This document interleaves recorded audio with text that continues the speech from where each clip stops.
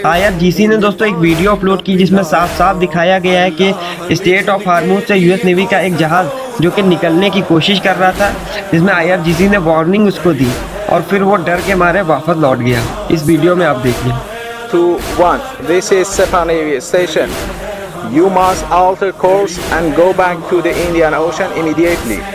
If you don't obey my order, you will be targeted. Out. This is Coalition Warship 121, engaged in transit passage in accordance with international law. No challenge is attended to you. U.S. Navy warship transiting in the vicinity for a report and Oman Sea. This is Sepang Navy. This is Sepang Navy. Last warning, last warning, last warning.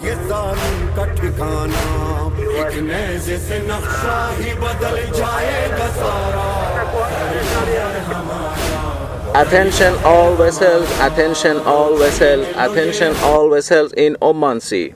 This is Iranian Sepang Navy. If you see any warship in your vicinity, keep a distance more than 10 miles from them because I'm ready to open fire on them without any